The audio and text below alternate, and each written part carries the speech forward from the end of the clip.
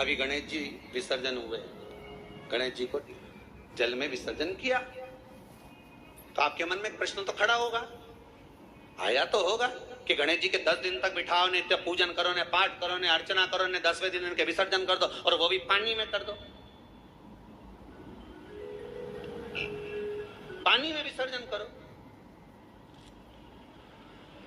तो ये कहां लिखा कि जल में विसर्जन करो?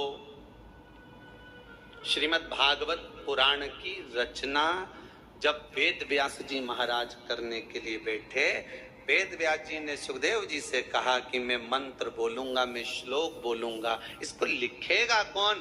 तो सुखदेव जी ने बोला गणेश जी से विनती करो। गणेश जी से कहा कि आप लिखोगे?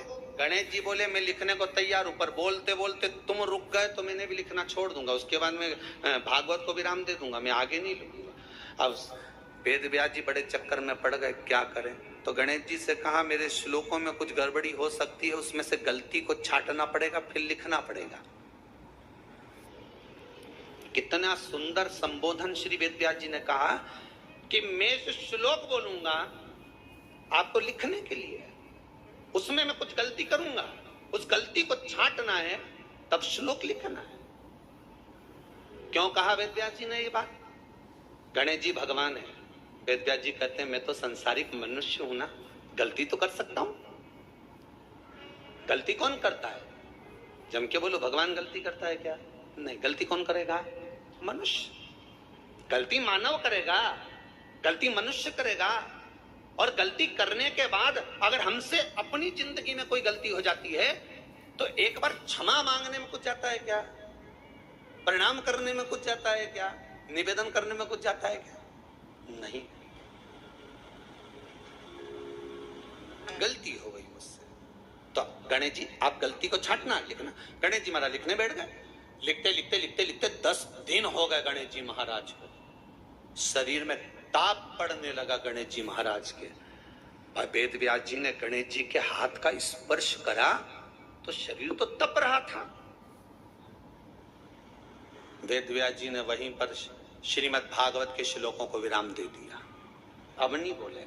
गणेश जी लिखते लिखते लिखते लिखते लिखते लिखते थक गए, ताप पड़ गया, शरीर गर्म हो गया। वेद व्यास जी ने कब करूं क्या? 10 दिन से लिख रहे हैं और शरीर पर ताप पड़ रहा है, करा क्या जाए? उन्होंने गणेश जी का हाथ पकड़ा, उठाया और कहा चलो प्रभु हमारे साथ में। वेद व्यास जी गणेश जी को ले गए और ले जाकर शीतल जल में श्री गणेश जी महाराज को बिठा दिया। गणेश जी को पानी के अंदर उनको विराजमान कर दिया कि अब आप ताप को थोड़ा ठंडा कर लीजिए।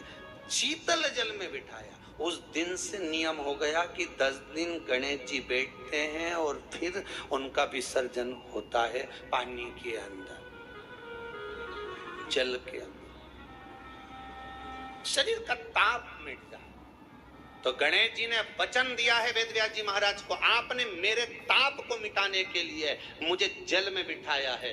जो मुझे जल में विसर्जन करेगा मेरा ताप तो मिटेगा ही, साथ में जो मुझे जल में विसर्जन करेगा उसके जीवन के भी ताप को मैं मिटा दूंगा, उसके जीवन के ताप को मैं मिटा दूंगा। ताप मिटा दिया।